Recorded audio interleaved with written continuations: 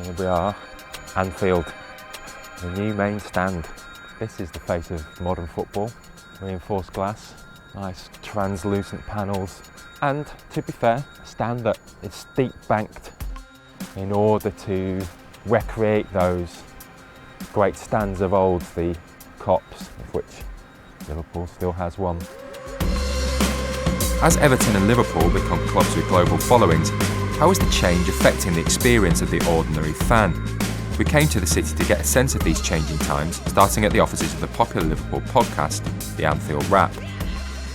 There's people that go to the match quite a lot at Anfield, particularly big games again, where they're almost going, I think, for the experience of being at that game, rather than being an active part of it. They're going to take pictures, they're going to update social media to say that they're there, rather than going and thinking, I'm going to play an active part in Liverpool's victory today. When do you think that started to happen, and what would you put it down to? It perhaps is generated a little bit more by what happens on the pitch now, what competition you're in, whether it's at night and things like that, and the opposition as well. And whereas once upon a time it felt to me, certainly growing up sort of 80s, 90s and going to match then, that there was a certain level of noise you always got. There was a certain level of, there was things that always happened, but it's a completely different experience going to match now. So I mean, when I started going, you could queue up, pay in and go and stand in a certain spot, and you'd always saw your mates there. You were standing with your mates, and I think that makes it easier to sing a song. You know, you've got the traditional fan as we might understand it, then you've got the experienced fan,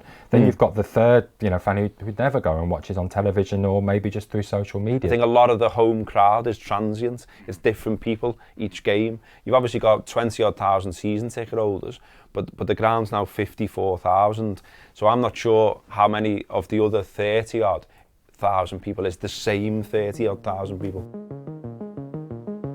Dave Hardman and Liz Watts know what the atmosphere at Anfield is like because they've helped to make it. Home and away supporters for the past 40 years, Dave and Liz now feel disenfranchised from the club they love. How substantial do you think the tourist element is at Anfield? The club view them as most important people. They will be people that sit at Anfield at 11 o'clock. They will go to the souvenir shop, they'll get in the ground, they will buy the expensive hot dogs, the more expensive, cheap, watered down ale. We don't spend the money that they spend, no, we just, and they spend it every week, because it's a different group of people every week coming from wherever they're coming from. So for them it's a once-in-a-lifetime experience. So of course they want to spend the money in the ground, of course they want to spend the money in the shop. People like us that have followed them for 30, 40 seasons, we haven't got the money to spend in the shop at that expense every week. But we go into the ground today and, there's big sort of placards on the outside of Anfield saying, come here, experience the excitement, feel the tension. Mm-hmm. And that is basically selling the match day experience, part of which is about being generated by the fans. What they're doing is they're walking down a match going experience. Yeah. A lot of these days people are standing there filming, Coutinho taking a corner. They're not part of the cop, not part of what we are. They just stare like going, for them it's like going to theatre. But is that not counterintuitive then for the club to sort of actually promoting that, because they're actually sort of in some way killing the product? The way it is at the moment, they're encouraging all these people to come in, which is great. I haven't got an issue with that as such, but it's at the expense of true fans. What they need to do is have a section where they can put all those people in. It's a once in a lifetime. The selfie stick section. And they can get the selfie sticks out and they can watch the game through the phone, and that's fine. But then that frees up a big section of seats that Thomas Cook currently have that people like us could use. Yeah. And then you would get your atmosphere back. Most people of our age do feel disenfranchised with the club, totally disenfranchised. We're going to the game despite Liverpool Football Club, not because of it. We're sort of like old school. Yeah, and even though they thrive on the image of old school, they don't really want us there. Maybe it's gentrification, or maybe it's globalisation, but whatever it is, one eloquent expression of dissatisfaction was articulated by a young Liverpool fan on a video recorded by fan channel Redmen TV that went viral earlier this year. It's just, Liverpool is like a tourist club now. On the other side of the Mersey in Birkenhead, we met up with Tom Greaves, a student and Liverpool fan, who explained why there are challenges specific to younger supporters too. I've got a season ticket in my name ready for me, but the prices are kind of pricing me out at the minute, so as soon as I'm old enough and I'm earning enough, then I've got it. Is that your experience, that you and your mates can't really get to go, or is it more that you couldn't afford to go even if you wanted to? I think it's a mix of the both, because the ticket prices are quite stupid, because it's a bit too much, because you look at the likes of what they're doing in Germany, and they sell their season tickets for about 120 quid. It's such a massive difference for such little profit. Yeah.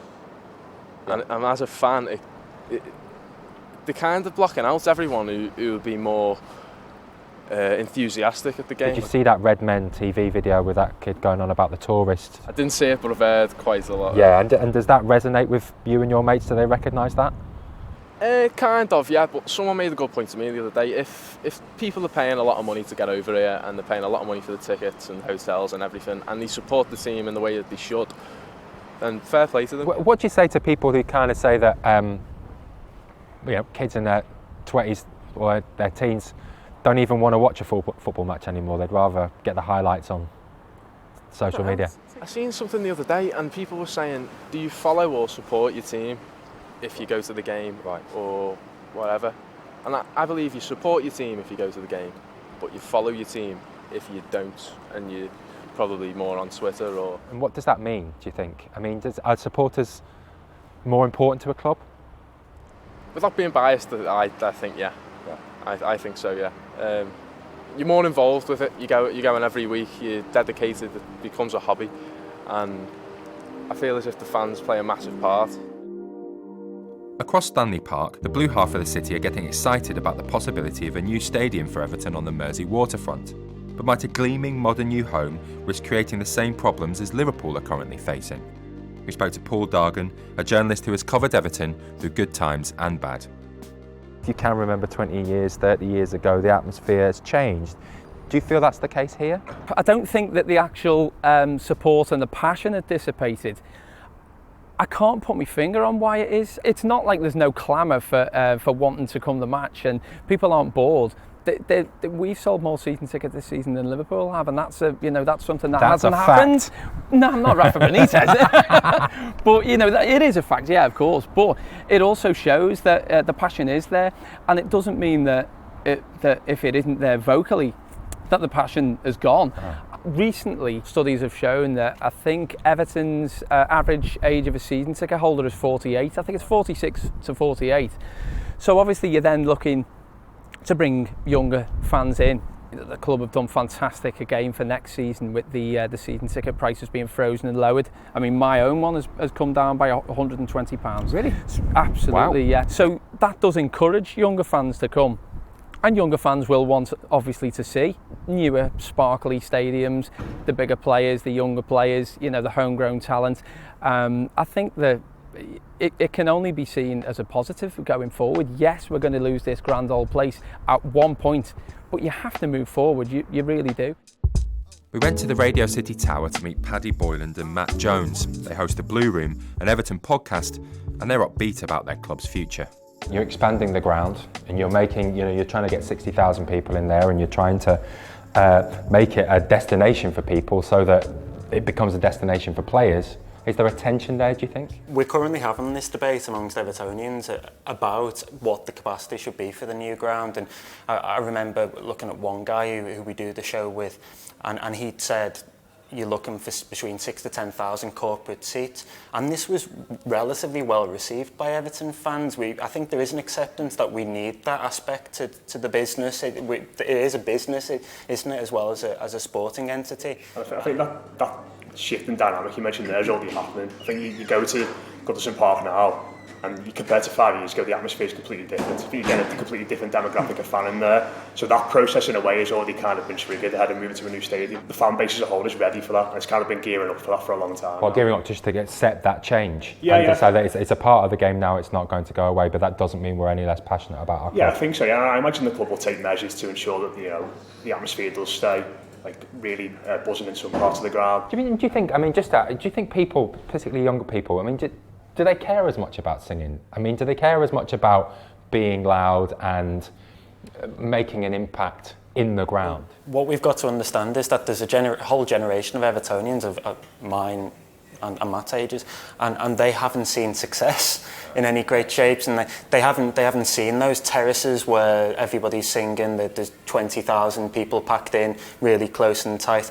We're used to all-seater stadia, aren't we? And in a sense, now there is a slight tension. I think as clubs evolve, as clubs want to move into these new state-of-the-art facilities, there's still a desire in some parts to keep those traditions that we've spoken about, but I think Everton are targeting a younger demographic and looking to make sure that support follows them into this new stadium. It's been interesting. Some conflicting opinions really about, well, I guess on one hand everybody does seem to accept that the atmosphere even at Anfield and Goodison Park isn't quite what it was, that relationship between the fans and the role they play within the ground has changed, but I don't think necessarily that fans see their role with the club itself as having changed. I think from everybody I've spoken to, it's a really important part of their identity, and I think they're very clear on what it means. I mean, this guy's doing keepy-ups over there and it's freezing now, but you know, Liverpool's a football city and it will always be that way, but what kind of football city it is, I guess, is up for grabs right now.